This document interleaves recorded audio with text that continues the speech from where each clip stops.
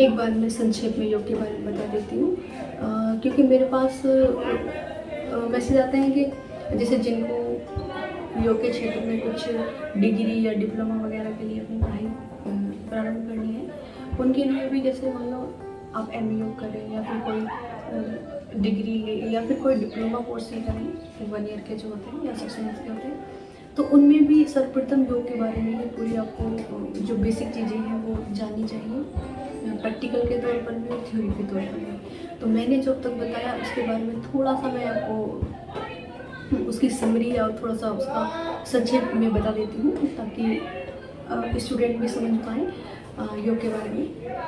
तो योग की परिभाषा के बारे में इतना है कि योग शब्द संस्कृत की युज धातु से बना है, जिसका अर्थ होता है जोड़ना।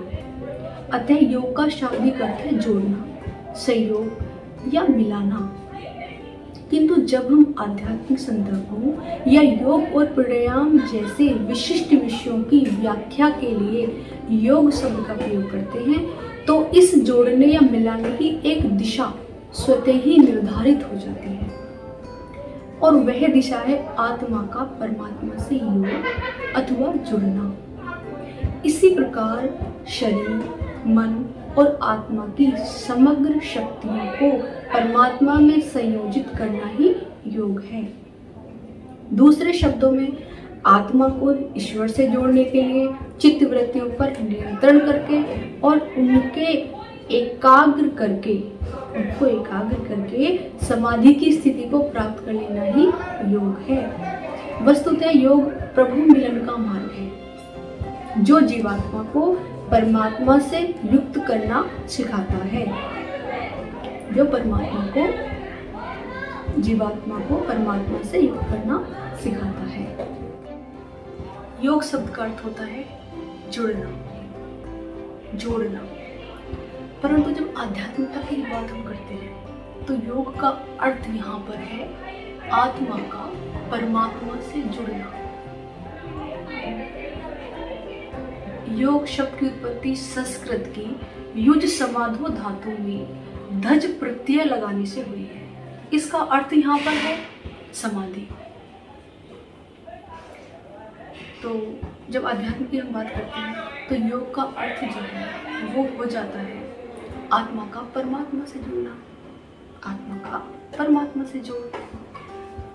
महर्षि पतंजलि ने जिन्होंने योग दर्शन लिखा, उनके अनुसार योगस चित्त वृत्ति निरोध है।